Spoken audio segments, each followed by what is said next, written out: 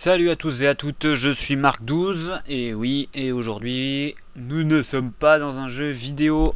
Effectivement, comme vous pouvez le voir, on est sur le bureau de mon ordinateur et aujourd'hui je vais vous montrer comment faire pour obtenir l'interface que vous pouvez voir là, qui est tout sauf l'interface de base de Windows. Alors la question c'est à quoi sert cette interface? En dehors de manger la place de mon bureau, elle doit bien servir à quelque chose. Eh ben oui. Donc elle sert déjà pour commencer à afficher l'heure, la date, tout un tas de conneries dans ce genre là. Elle sert à ajouter un accès rapide au programme que j'utilise le plus souvent, donc cela et cela. Et surtout, ça me permet d'avoir un accès rapide au dossier que j'utilise le plus souvent. Exemple, voilà, mon RAID, mon disque dur de stockage, ce genre de truc. Accessoirement, ça ajoute aussi donc de quoi arrêter l'ordinateur, le redémarrer, etc. en un seul clic, puisque sous Windows 8, je rappelle qu'on est obligé de faire comme ça et comme ça. Ça fait beaucoup de manipulations pour pas grand chose. Ça m'ajoute un petit lecteur de musique qui fonctionne. Voilà. Ça m'ajoute un indicateur sur l'utilisation de mon CPU. Donc en vérité j'ai plus de cœur que ça, mais bon, il n'y a que les 4 premiers qui sont affichés, c'est pas grave. Ça indique l'utilisation en pourcentage de ma RAM, ça c'est très utile pour moi. Et ici une simple petite icône avec le nom de mon ordinateur, mon nom à moi, et le gros bouton qui me permet d'accéder à mon dossier d'utilisateur, parce que sous Windows c'est un petit peu la galère, il faut aller dans l'utilisateur, machin, voilà, c'est un petit peu chiant. Là, on peut l'avoir en un seul clic. Voilà, donc cette interface c'est un petit peu, si j'ose dire, une alternative en fait au menu démarrer qu'il n'y a plus sous Windows 8. Donc ça permet de retrouver un petit peu ce qu'il y avait quand vous cliquiez sur le menu démarrer. Donc on avait les applications les plus utilisées et puis 2-3 dossiers que vous aviez décidé vous-même. Ça reprend un petit peu ce principe là, mais en beaucoup plus gros et puis en un petit peu plus classe. Voilà, donc l'idée aujourd'hui c'est pas simplement de vous montrer ça, c'est de vous montrer comment faire pour l'obtenir sur votre ordinateur en partant de rien du tout. Donc là, je vais tout virer, remettre l'affichage de base de Windows et puis on va voir exactement pas par pas comment on fait pour se retrouver avec ce genre d'interface sur notre bureau Windows. Voilà, donc grosso merdo, quand vous installez votre Windows, normalement vous vous retrouvez avec quelque chose qui ressemble à ça. Donc on va tenter d'améliorer tout ça. Alors déjà on va faire une petite liste de ce qu'il va nous falloir pour pouvoir installer l'interface que je vous ai montré tout à l'heure. Il va nous falloir un logiciel gratuit qui s'appelle Rainmeter. Ensuite le skin que je vous ai montré tout à l'heure est intégralement basé sur un skin déjà existant qui s'appelle ShieldOS, qui reprend donc l'interface du Shield si vous avez vu le film The Avengers. Sinon je vous conseille de le regarder, il est marrant. Alors ce qu'on va commencer par faire, c'est télécharger Rainmeter. Alors pour télécharger Rainmeter, on va ouvrir internet et on va simplement aller dans rainmeter.net. Voilà. Donc si vous cherchez Rainmeter sur Google, vous allez le trouver. Et juste ici, vous allez télécharger la toute dernière bêta. Bon, moi je l'ai déjà téléchargé. Mince. Je l'ai déjà téléchargé. Voilà, il est là. Et je l'ai même déjà installé. Donc je vais pas le refaire. Je pense que vous savez à peu près comment ça fonctionne pour installer un logiciel. Donc une fois qu'il est installé, il s'affiche ici. Et on se retrouve avec tout un tas d'onglets, etc. Mais pour le moment, on va pas s'en servir. Voilà, donc là normalement vous venez tout juste d'installer Rainmeter. Et il s'affiche un truc super marrant sur votre écran. Ça et tout ça. Alors ça fait un petit peu penser au widget qu'il y a sous Windows Vista et sous Windows 7. Pour ceux qui s'en servent. Alors oui, c'est exactement la même chose, sauf qu'on peut les modifier de manière vraiment très poussée et que ça consomme infiniment moins de ressources.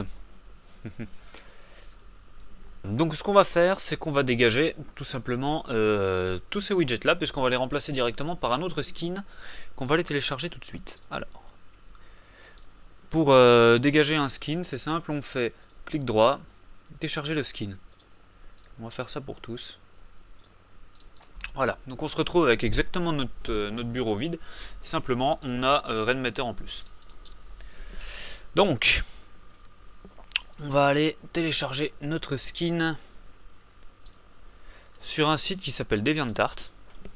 Voilà, je vais revenir au début. Voilà, sur un site pardon, qui s'appelle DeviantArt, que vous connaissez probablement si vous êtes un fanat de graphisme. Et donc on va aller sur la page de Rainmaker. Alors je vous affiche l'adresse complète ici, que vous pouvez recopier. Donc une fois que vous vous trouvez sur cette page, vous allez cliquer sur Galerie. Ça va vous afficher la galerie de tous les skins. Et ensuite vous allez cliquer sur Skin. Alors ensuite ici il y a tout un tas de skins différents qui sont disponibles pour Rainmaker. Il y en a vraiment un tas. Alors quand je dis un tas, c'est vraiment un gros tas quoi. Donc on va se concentrer sur celui-là, nous. ShieldOS version 1.2.5. Parce que c'est celui qui va nous intéresser. C'est celui que je vous ai montré au début. Si ce skin là vous intéresse pas, mais que vous en voyez un sur DeviantArt qui vous intéresse plus, je vous conseille quand même de suivre le tuto, puisque dans les grandes lignes, ça va fonctionner exactement de la même façon. Donc nous voilà sur notre page pour le ShieldOS version 1.2.5. Donc on a ici un aperçu de à quoi ça va ressembler si on laisse tous les réglages par défaut. Donc c'est les réglages avec lesquels vient le skin. Donc on a ici tout un tas de présentations, le changelog, etc. Nous, ce qui nous intéresse, c'est le download file, voilà, qui va nous télécharger un petit .rmskin d'un méga 6, c'est pas bien gros. Encore une fois, je vais pas le télécharger puisque moi je l'ai déjà téléchargé, il est dans ce dossier là, voilà, il est juste ici. Donc pour commencer, avant même d'afficher le skin, on va commencer par changer le fond d'écran du bureau, parce que des fleurs c'est sympa, mais bon, c'est des fleurs quoi. Et on va ensuite dégager les icônes du bureau comme ordinateur ou corbeille, puisque vous allez vous rendre compte qu'une fois le skin activé, ça fait vraiment très moche quand il y a des icônes dessus. Alors, pour commencer, vous allez vous rendre dans le dossier qui contient votre fond d'écran. Vous allez cliquer droit sur votre fond d'écran, choisir comme arrière-plan du bureau. Voilà, magnifique. J'ai mon fond d'écran habituel. Ensuite, donc vous allez faire un clic droit sur votre bureau, personnaliser. Vous allez cliquer sur couleur ici, sélectionner la couleur qui vous plaît le plus pour la couleur de la bordure des fenêtres et la barre des tâches, parce que le bleu ça va pas super bien avec mon fond d'écran qui est pratiquement noir et blanc. Voilà, donc je vais choisir du gris. Et ensuite, toujours dans cette fenêtre, vous allez cliquer sur changer les icônes du bureau et vous allez décocher ordinateur et corbeille. Ok, on ferme et voilà, on n'a plus rien. On n'a plus que le petit dossier tuto que vous, normalement, vous n'avez pas. Si vous avez, vous, d'autres icônes, je vous conseille de les garder pour le moment, puisque tout à l'heure, je vais expliquer comment faire pour pouvoir organiser de manière simple ces programmes quand on n'a pas l'interface de Windows 8 qui permet de classer toutes les icônes comme ça. Voilà, donc, sur votre bureau qui est vide, maintenant, on va activer le skin qu'on vient de télécharger. Alors pour l'activer, c'est très simple, on va dans le dossier où on l'a téléchargé et on double-clique dessus, tout bêtement. Donc on a le petit installeur donc de Rainmaker spécifique. Alors on laisse tout cocher, on ne touche à rien et on clique sur Install. Donc on va attendre un petit peu, il va nous charger automatiquement le skin. Voilà. Donc le skin a été intégralement chargé dans sa configuration de base. Donc si vous avez un ordinateur portable ou si vous avez un écran qui n'est pas de la bonne résolution et que du coup le skin s'affiche mal, c'est le moment de regarder la vidéo puisqu'on va traiter de ce sujet tout de suite. Donc déjà pour commencer, comment faire si vous n'avez pas la bonne résolution?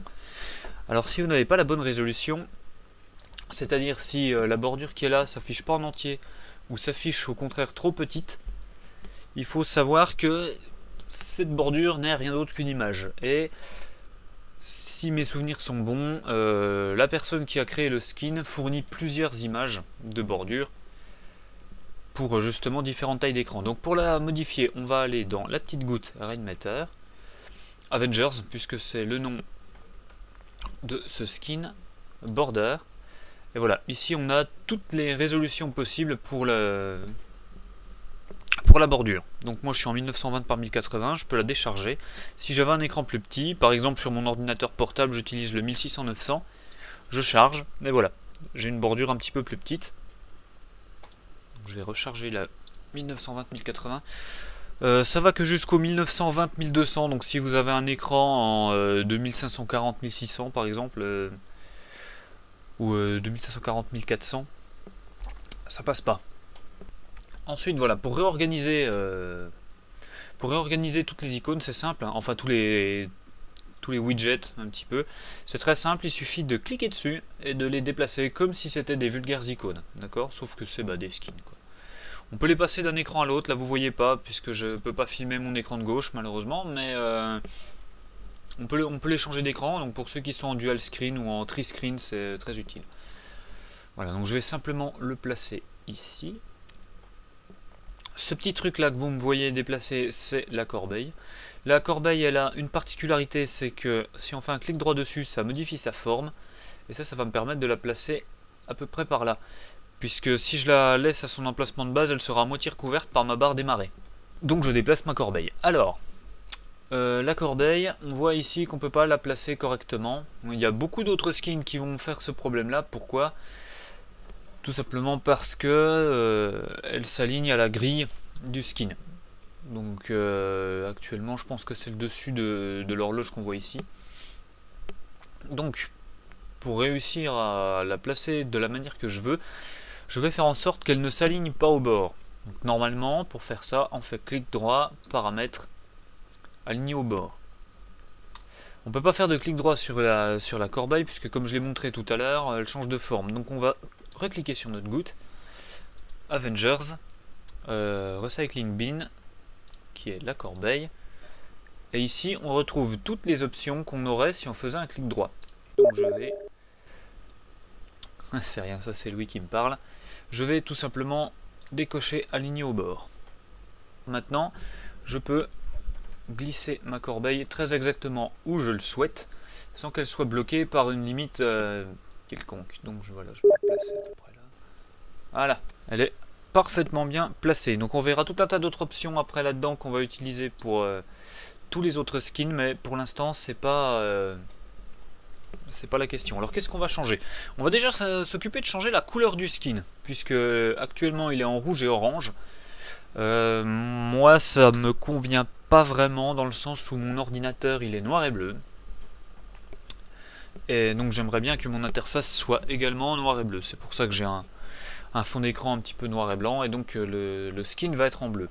Alors ce skin il a une particularité, c'est que n'importe quel élément du skin, si on fait un clic molette dessus, change de couleur parmi 3 couleurs disponibles, orange, rouge et bleu. Ça tombe plutôt bien. Donc on va cliquer sur tous les éléments un par un et on va changer leur couleur. Alors je rappelle, un clic molette, c'est un clic avec la molette de la souris. Voilà, je clique sur tous mes éléments,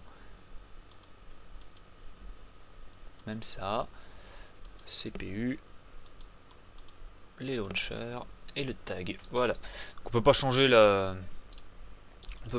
couleur du configurateur, mais à la limite on s'en fout un peu. Donc maintenant on va passer à la configuration de tous les skins un par un via ce panneau. Avant il fallait passer par des fichiers texte, donc vous verrez que pour certains trucs on aura quand même besoin d'aller trifouiller dans les fichiers texte, mais globalement c'est infiniment plus pratique avec ce configurateur là. Alors donc ici on a 4 petits panneaux ou 4 petits onglets verticaux, je sais pas trop comment les nommer. Donc on a général, ça va changer quoi? Le lecteur de musique, la petite barre de pourcentage de disque dur qui est ici, et les différents sites qui sont là.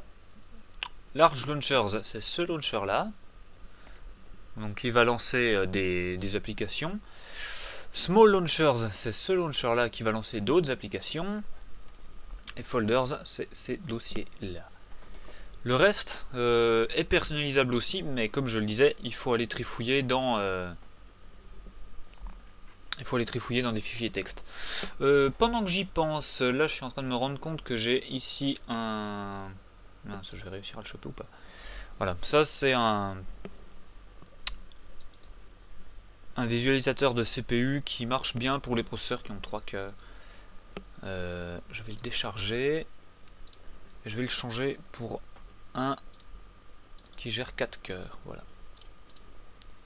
Et je vais le remettre en bleu. Alors, On va commencer par modifier le lecteur de musique, puisque là, vous pouvez pas le voir sur mon autre écran, étant donné que, comme je l'ai dit, je ne peux pas le filmer, mais j'ai mon lecteur de lancer. Pourtant, quand je clique ici, il ne se passe rien du tout. Pourquoi? Parce que ce skin, il est tout simplement configuré pour fonctionner avec iTunes. Moi, j'ai pas iTunes, puisque j'ai aucun matériel Apple. Encore heureux. Donc je vais changer, je vais simplement ici gommer iTunes et remplacer par le nom exact de mon lecteur. Donc mon lecteur il s'appelle Winamp, je vous le conseille, c'est le meilleur lecteur du monde. Et voilà, mais subitement, dès le moment que j'ai appuyé sur entrée, mon lecteur s'est mis à jour et a pris en compte donc l'information sur le morceau que j'étais en train d'écouter tout à l'heure avec mes petits boutons, le volume, etc. On peut constater que ça fonctionne parfaitement bien. On peut ici modifier donc le disque dur qui va être affiché ainsi que le pourcentage d'utilisation, 62% d'utilisation. Pour le C2. Donc si vous utilisez un autre disque dur comme partition de stockage ou comme partition sur laquelle vous installez des logiciels ou quoi que ce soit, vous pouvez mettre son nom à la place. Voilà, ça c'est mon disque dur de stockage, 46% utilisé. Je vais laisser mon disque dur principal puisque je pense que quitte à avoir un seul disque dur d'affiché, autant que ce soit le principal. Et ensuite on va simplement changer un petit peu de 3 sites ici par rapport au site que nous on va utiliser le plus. Je vais en changer qu'un seul et je vais vous laisser vous modifier après les autres de la façon que vous le souhaitez, puisque ça fonctionne absolument tout pareil. Donc ça commence par le bas, website 1 c'est le bas, et ensuite ça remonte 2, 3, 4, 5, 6 jusqu'à Gmail. Malheureusement on ne peut pas en avoir plus que 6, c'est dommage, mais bon. Donc on va changer mail par Gmail. Voilà. Donc j'ai simplement cliqué sur le nom, j'ai tapé le nom, j'ai appuyé sur entrée, ça l'a directement modifié ici. Ensuite ici on va modifier l'adresse. Donc exactement de la même façon, c'est un champ texte, donc je vais gommer la partie qui m'intéresse et la remplacer par Gmail. Donc si vous êtes sur Hotmail, il suffit d'aller sur le site d'Hotmail, choper l'adresse, faire un copier-coller et la mettre là-dedans. Vous appuyez sur entrée et ça la met à jour. Maintenant si je clique, il va me démarrer mon lecteur par défaut. Et je me suis gouré dans l'adresse. Non, c'est pas mail.gmail, c'est mail.google.com.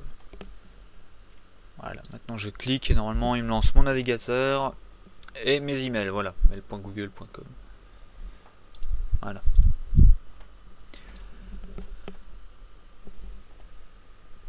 Donc maintenant vous avez vu comment on faisait pour modifier les petits launchers web qui se trouvent ici. Alors on va passer aux large launchers. Alors le large launchers, il va y avoir un petit peu de modifications faites par-dessus. Déjà parce que on peut voir que quand on passe la souris, donc quand on survole en fait une des tuiles, la tuile change de forme et elle descend un petit peu, et moi j'aime pas ça du tout. Pour deux raisons. La première, c'est que du coup, j'ai pas l'impression que je vais cliquer pile poil dessus. J'ai l'impression que l'icône est en train de se barrer quand je passe ma souris et visuellement, ça me dérange. Quand on est pile poil entre deux, ça sélectionne les deux tuiles. Donc à ce compte-là, quand on clique, qu'est-ce qui se passe? J'en sais strictement rien.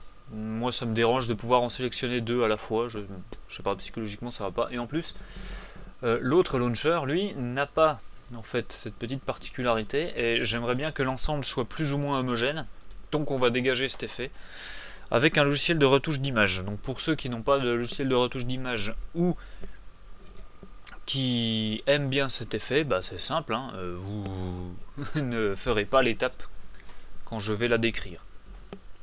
Donc on va modifier toutes les applications qui sont là, puisque moi sur celle-là il y en a que deux que je vais garder. Et je veux même pas qu'elle soit dans cet ordre là. Donc on va commencer par changer tous les noms. Alors c'est simple. À la place de Chrome, je vais mettre mon navigateur par défaut que j'utilise pour ma navigation personnelle, c'est-à-dire Opera. En deuxième, je vais mettre Chrome, puisque c'est un navigateur qui est beaucoup plus rapide et beaucoup plus compatible avec la plupart des sites, principalement ceux faits par Google. Donc moi je m'en sers pour aller sur la chaîne YouTube, donc YouTube étant développé par Google. C'est plutôt pratique. Ensuite iTunes, j'ai dit que je m'en servais pas, je vais mettre Winamp à la place. Gamefire, c'est pareil, je ne m'en sers pas, je vais mettre Eclipse à la place.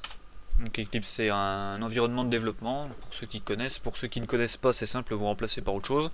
Vous n'avez pas besoin d'Eclipse sur votre ordinateur si vous ne savez pas développer. Arduino, je sais absolument pas ce que c'est, il me semble que c'est un programme pour faire de l'électronique ou quelque chose comme ça. Bon, pourquoi pas, moi j'en fais pas, donc j'en ai pas besoin, je vais mettre Steam à la place.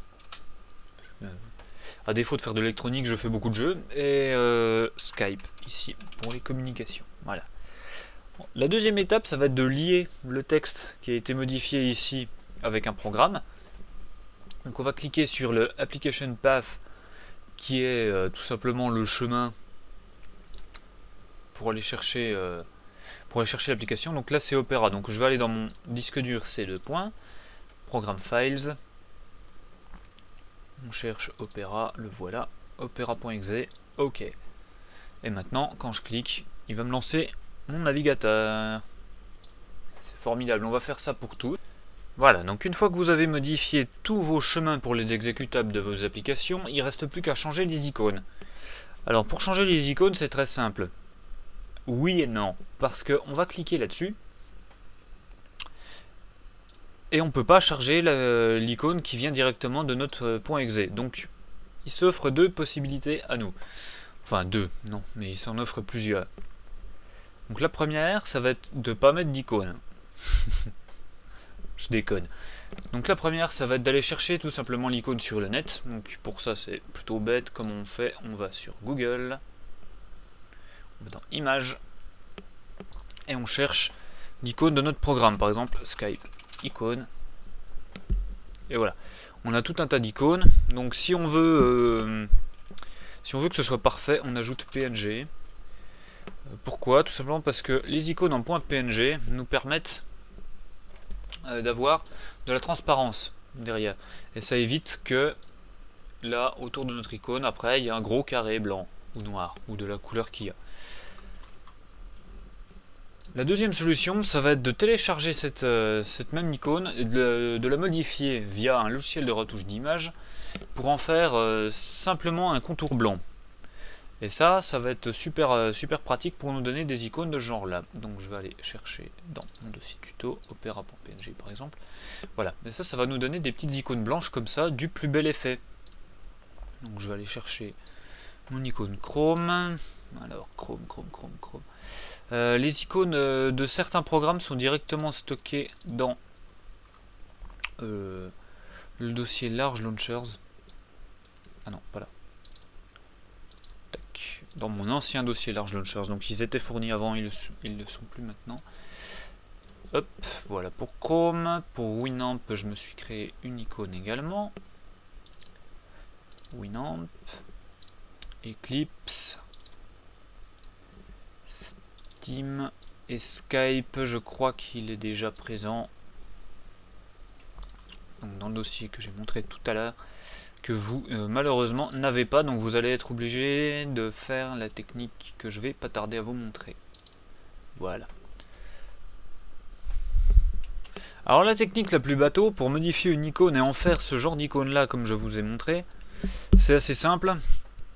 Vous allez sur Google, vous tapez le nom de votre programme icône PNG, ça vous trouve l'icône de votre programme au format PNG, c'est absolument génial. Donc vous cliquez sur celle qui vous plaît le plus, indépendamment des couleurs, puisqu'on va la mettre en blanc.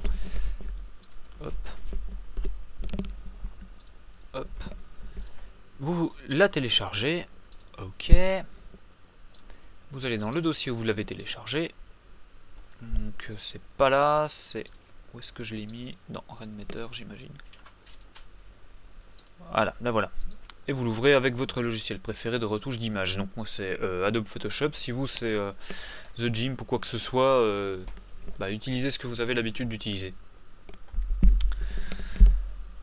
Moi j'utilise personnellement Photoshop. Donc pour commencer, on va dégager le blanc qui est là. Donc, pour dégager le blanc, c'est simple. On va prendre la gomme magique.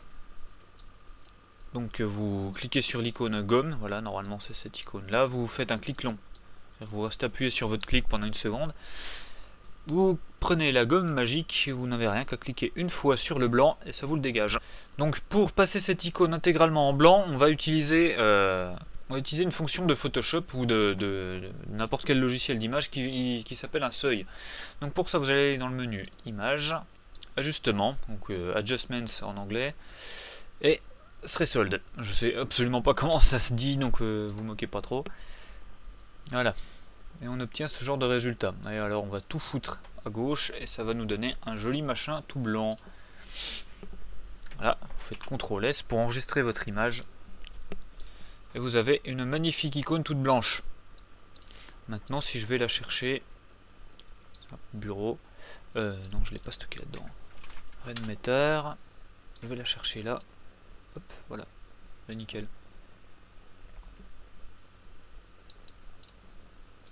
Donc vous pouvez faire ça pour les icônes des logiciels que vous pouvez mettre dans ce launcher. Il y en aura d'autres qu'il faudra mettre pour celle du dessus. Je vais pas remontrer comment ça marche, hein, je le ferai hors caméra, maintenant que vous avez vu comment on faisait. Je vous laisse vous débrouiller avec ça. Donc on va passer maintenant aux Small Launchers. Je vais absolument pas m'attarder dessus puisque c'est très exactement la même chose que pour le Large Launchers, mais sauf que c'est pas le même Launchers. Voilà, sauf que ça marche pour le launcher du dessus, donc c'est très exactement le même fonctionnement. Je pense pas que vous ayez besoin d'une deuxième explication, vous avez très bien compris avec la première explication. Voilà. Donc maintenant on va passer à autre chose. On va déjà, avant de poursuivre donc sur la configuration du skin, on va faire en sorte que vous puissiez avoir toutes les icônes que vous avez habituellement sur votre bureau pour les logiciels que vous utilisez. Donc non pas pour ceux que vous utilisez le plus, puisque pour ça vous avez les launchers, mais pour tous les programmes de votre ordinateur que vous souhaitez avoir sous la main, puisque oui, c'est possible, même sans afficher d'icône sur le bureau, grâce à Rainmeter. Donc, il y a la technique du menu démarrer, entièrement personnalisé, que je ne vais pas expliquer puisque je suis sous Windows 8 et je n'ai pas de menu démarrer. Moi j'ai cette interface là qui me permet donc de classer toutes mes applications par utilité, donc musique, jeux, vidéo, encodage, etc. Donc je vais pas faire la démo de l'interface métro, enfin Modern UI, comme il faut que ça s'appelle maintenant. Je vais simplement vous montrer comment faire pour avoir un dossier qui vous permet de classer toutes vos applications et que l'on pourra accéder par un de ces dossiers là. Voilà, donc ça marchera aussi bien sous Windows 8, 7, Vista, XP, n'importe quoi. Donc vous allez tout simplement aller dans votre dossier ici de nom d'utilisateur, que vous pouvez accéder en cliquant tout simplement là-dessus. Maintenant que vous avez installé le skin, sinon c'est très simple, c'est dans ordinateur, C2 points, utilisateur, votre nom d'utilisateur. Vous allez ici créer un nouveau dossier, clic droit, nouveau dossier, et vous allez l'appeler logiciel. Voilà, et ensuite vous n'avez plus qu'à créer des nouveaux dossiers, type, je sais pas moi, musique, un autre dossier qui va s'appeler jeu, par exemple, voilà. Et depuis votre menu démarrer, vous allez choper les petits raccourcis et les mettre là-dedans. Ou sinon, vous ouvrez un nouveau dossier, vous allez chercher vos logiciels un par un. Exemple, si je mets par exemple, j'ai mis musique, je vais aller chercher Winamp. Hop, Winamp, il l'a. Vous faites, donc pas un clic normal, mais un clic droit, et ensuite vous le glissez ici, et créez les raccourcis, voilà. Ensuite vous le déplacez dans votre dossier musique par exemple, voilà, vous faites ça avec toutes vos applications, et vous avez un magnifique dossier qui regroupe toutes vos applications classées par catégorie. Je vous conseille très fortement de le faire, puisque une fois que c'est fait, c'est extrêmement rapide et extrêmement pratique, vous n'avez plus besoin de chercher une icône quelque part sur votre bureau. Il n'y a rien qu'à cliquer sur votre petite icône du dossier, d'aller chercher selon la catégorie du logiciel, votre petit logiciel que vous souhaitez démarrer. Si vous n'avez pas de menu démarrer, si vous avez un menu démarrer, vous pouvez inclure ce dossier-là dans votre menu démarrer, ou alors paramétrer entièrement votre menu démarrer de façon à retrouver plus facilement vos logiciels. Encore une fois, je ne reviendrai pas dessus, j'ai pas de menu démarrer. Maintenant, on va paramétrer ces dossiers-là. Donc celui-là et celui-là, je vais les laisser, puisque c'est donc les documents et les images, moi je m'en sers relativement souvent, je vais les laisser. Le dossier de téléchargement, ça à la limite on peut aller le chercher comme ça et comme ça, ou sinon vous pouvez toujours le laisser, moi je vais le changer. Pourquoi je vais le changer? Parce que je vais mettre ce dossier logiciel ici qu'on vient de créer. Alors, on revient à notre configurateur de skin, on va cliquer sur Folders, et on a ici donc carrément les petits positionnements des dossiers par rapport à leur emplacement dans cette espèce de truc qui a pas de nom, c'est pas un anneau, c'est un morceau d'anneau, voilà. On va changer les noms. Alors, on va changer les noms pour des noms en français. Moi plus tard je vais les remettre en anglais puisque je préfère avoir mon interface un petit peu en anglais, mais document, bah, c'est simple, il n'y a rien à changer, c'est déjà comme ça. Pictures, on va changer pas. Image. Vidéo. Alors, juste avant, moi vidéo, Rainmaker et music, je vais les changer pour mes disques durs. Puisque j'ai 3 disques durs qui sont mon SSD, mon RAID et mon disque dur de stockage. Je vais les changer pour avoir ces 3 disques durs là à portée de main. Donc vidéo, ça va être mon disque dur de stockage. Voilà. Le Rainmaker, ça va être mon RAID. Et music, ça va être mon SSD. Dropbox, je vais le laisser. Et puis on va passer au téléchargement qu'on va remplacer par logiciel. Voilà. Alors maintenant c'est tout bête, il n'y a rien de plus simple, on va simplement changer ici tous les chemins pour les remplacer par les chemins qui correspondent à nos dossiers qui sont là. Alors les documents. Si je clique pas dessus ça marche pas. Voilà, les documents c'est ça. Pourquoi est-ce qu'il me le demande 2 fois? Bah ok, bon c'est pas grave. Alors les images. Mes images c'est celui-là. Le stockage, alors le stockage par contre c'est ce dossier là. Mon RAID c'est ce dossier là. Et mon SSD c'est tout simplement le C2. Ok. Ma Dropbox elle est ici. Et le dossier logiciel, donc c'est le dossier qu'on a créé tout à l'heure, donc dans votre dossier d'utilisateur, logiciel. Ok. Voilà, et maintenant, théoriquement, voilà, tout s'ouvre exactement comme il faut, la Dropbox, même le dossier logiciel dans lequel vous pouvez aller choper vos raccourcis. Alors, les raccourcis, je ne l'ai pas précisé, mais on peut les renommer, hein, il suffit d'appuyer sur F2, Winamp, voilà. Et donc ça ouvrira le dossier de Winamp. Alors, maintenant que tout est fait, on va simplement fixer l'intégralité du thème au bureau, puisque là en fait vous voyez que je peux encore bouger des trucs, donc le but du jeu ça va être de faire en sorte qu'on puisse plus les bouger.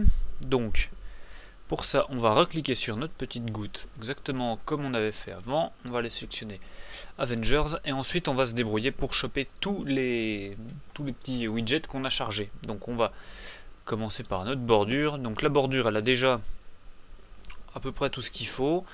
C'est-à-dire que déjà il faut décocher les déplaçables.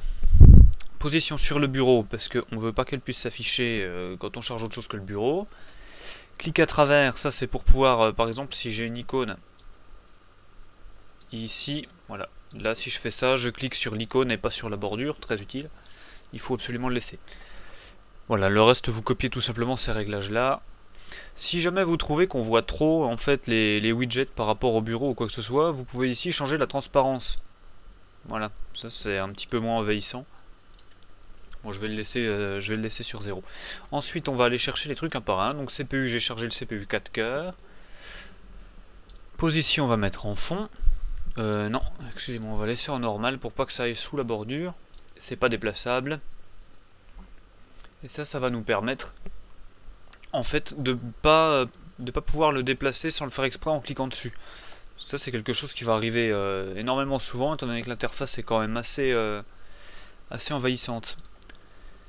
Voilà, et il nous suffit de faire ça pour tout. Voilà, moi j'aime bien ne pas les déplacer sans le faire exprès. Voilà, et maintenant on peut plus.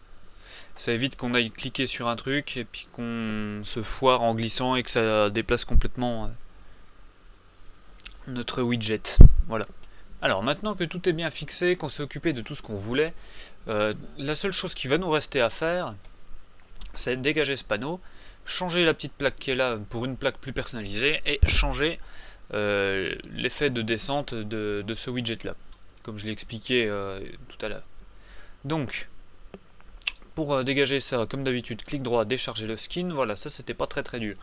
Ensuite, on va aller chercher l'image qui est là et on va la modifier pour une image qu'on a fait nous-mêmes. Donc on va aller dans le dossier Documents, Rainmaker, Skins, Avengers, @ressources, Images et Shield Tag. Voilà. Et ici donc on a les boutons, vous voyez, et les tags. Alors moi je vais modifier le Shield Tag Blue parce que j'ai le tag bleu par une image que j'ai déjà faite avant moi-même avec Photoshop, voilà, qui reprend le design de mon boîtier d'ordinateur, mon pseudo, le nom de mon ordi, etc. Si vous voulez un tuto sur ça plus précisément, je vous le ferai, je vais pas m'y attarder sur cette vidéo là, je vous laisse chercher comment on fait avec Photoshop. Si vous voulez un tuto, vous n'avez qu'à le dire. Là je vais quand même laisser une copie au cas où. Une fois que l'image a été modifiée, donc il faut qu'on recharge le skin. Donc on va faire un clic droit et on va faire actualiser le skin. Et voilà, j'ai ma petite plaque. Ensuite, pour modifier ça, on a plusieurs petites choses à faire. Premièrement, on va modifier l'image qu'il y a derrière, puisque c'est cette image là qui possède en fait l'animation du skin qui avance un petit peu comme ça. Alors on va aller la chercher, donc elle est exactement au même endroit que je l'ai dit tout à l'heure, c'est-à-dire dans Rainmaker, Skins, Avengers, Ressources, Images, Large Launchers cette fois-ci, puisque c'est de ça qu'on va se préoccuper. Et Large Button Blue. Alors voilà, vous voyez. Ça c'est l'image de base, ça c'est l'image au survol, et ça c'est l'image quand on clique, à moins que je me gourre, mais non, c'est bien ça. Cette image là, on va aller la modifier avec Photoshop. Ou GIMP, ou quel que soit le logiciel que vous utilisez, c'est même possible de le faire avec Paint. Hein. Il faut surtout pas vous décourager juste parce que vous n'avez pas Photoshop. Alors moi je vais créer un nouveau calque. Hop, peu importe son nom, que je vais mettre en dessous de l'autre et je vais simplement lui donner une couleur noire. Hop. Voilà, c'est juste pour pouvoir voir un petit peu mieux les contours. Voilà, ensuite on va resélectionner notre calque 0. On va sélectionner ce qu'on n'aime pas, c'est-à-dire cet effet là, là, et celui-là aussi, et on va le dégager. Donc on le sélectionne, on appuie sur Supr tout simplement. Voilà. Puis pour celui-là, ça va être un petit peu plus la galère puisqu'il est en diagonale, mais voilà, on fait comme ça, puis après ça je vais choper la gomme. Gentiment, carré après carré, voilà. Voilà, il est nickel. Bon, je vais faire l'autre hors caméra, je vous reprends juste après. Voilà, donc on a modifié nos deux tuiles de boutons. Maintenant, tout ce qui reste à faire, ça va être de les déplacer, en fait, pour qu'elles soient exactement à la même position que celle-là. Puisque sinon, elles vont quand même glisser, c'est simplement qu'il n'y aura pas les rémanences derrière, donc ce sera toujours aussi moche. Alors, pour commencer, on note qu'il y a ici, entre les deux images, 4 pixels. Donc le but du jeu, ça va être de sélectionner cette image-là, de la coller tout au-dessus et de laisser 4 pixels exactement entre le petit truc bleu ici et la tuile. Donc pour ça, c'est pas super compliqué. On zoome suffisamment pour voir la grille. On va sélectionner notre partie comme ça. 1, 2, 3 et 4 pixels. Voilà. Et ensuite, on le chope et on le glisse simplement ici. Oups. Donc c'est comme ça. Ok. Voilà, exactement. Et on fait la même chose, très exactement, ici. 3, 4. Hop, transformation libre. On le met là. Ok. Le fond est noir, ça vient simplement du fait que j'ai pas fait ça. Hop. Hop. Blue, yes. Ok. On le recharge une dernière fois, voilà. Et on voit qu'il y a encore un petit problème. Le texte continue de descendre. Alors ça c'est parce qu'il faut régler en fait le texte, enfin la position du texte au survol de la souris dans un fichier texte qu'on va aller changer tout de suite. Alors pour corriger un petit peu cet effet là, on va aller modifier donc les réglages du texte au survol dans un petit fichier texte. Donc ça tombe bien qu'on n'ait pas fermé ce dossier là, on va aller dans notre dossier Avengers, Large Launchers, et on va ouvrir ce fichier .ini. Alors moi je vous conseille de l'ouvrir avec Notepad++ ou quelque chose comme ça, mais ça s'ouvre globalement avec le bloc-notes, hein. Vous voyez, ça marche aussi très bien, c'est simplement qu'avec Notepad++, c'est un peu plus clair. Donc on va utiliser Notepad++. Alors voilà à quoi ressemble notre fichier texte quand vous l'ouvrez à la base. Alors nous, ce qui va nous intéresser, c'est la deuxième section ici, Launcher Text, Meter Launcher Text 1, 2, 3, etc. et Meter Launcher Text 1H principalement. Pourquoi? Parce que Meter Launcher Text 1H, c'est la gestion du texte, donc de la tuile numéro 1, voilà, de ce lien là, lorsqu'il est survolé par la souris. Et donc on va changer les coordonnées ici, on va les remplacer par les mêmes, qui sont celles du Meter Launcher Text 1, si j'arrivais à parler, qui est tout simplement les coordonnées du texte quand on n'y touche pas. Donc on va remplacer 51, 20. CTRL S pour sauvegarder. On fait un clic droit, actualiser sur notre skin, et maintenant on remarque qu'il n'y a plus que l'icône qui bouge, plus le texte. Alors, pour régler ce problème d'icône, on va aller simplement plus bas, et on voit qu'ici ça fonctionne exactement de la même façon. Donc on mémorise le X et le Y. Voilà, 21, 5. On va dans le H. 21, 5. On voit ici, exactement comme tout à l'heure, que les positions en X et en Y, donc des autres icônes, sont relatives à la première, donc c'est parfait. Il n'y aura rien que la une à modifier. On fait un clic droit, actualiser, et voilà. Il n'y a plus rien qui bouge. Alors là par contre, comparé à l'ancienne version, on peut toujours en sélectionner deux. Je sais pas trop comment ça se fait, mais bon. J'ai failli oublier, donc pour ne pas avoir le petit problème donc des tuiles qu'on peut sélectionner par deux en se mettant pile poil au milieu, il suffit en fait de resélectionner votre image sous Photoshop, de simplement sélectionner ici les trois tuiles d'un coup, donc en prenant bien soin d'être ici à la limite de la fin des tuiles. Normalement, si vous vous êtes bien débrouillé avant, les trois tuiles doivent être exactement au même niveau. De faire un image crop, donc recadré en français, voilà, exactement. De gommer ça, de resauvegarder votre image au format PNG, donc pour permettre la transparence, hein, une fois de plus. Ok, ok, ok. Maintenant vous rechargez le skin, et voilà. On ne peut plus les sélectionner par deux. Et j'ai envie de dire, voilà, c'est terminé. Vous avez votre magnifique skin entièrement personnalisé à votre image qui envoie du poney volant. J'espère que ce tutoriel vous aura plu. Si vous avez des demandes sur d'autres tutoriels en informatique, etc., je vous les ferai avec grand plaisir. Dites-moi ce que vous en pensez, dites-moi si vous avez des idées, etc., si l'idée vous plaît. Sur ce, je vous dis à plus les copains, et à bientôt pour de prochaines vidéos de la team LBDA.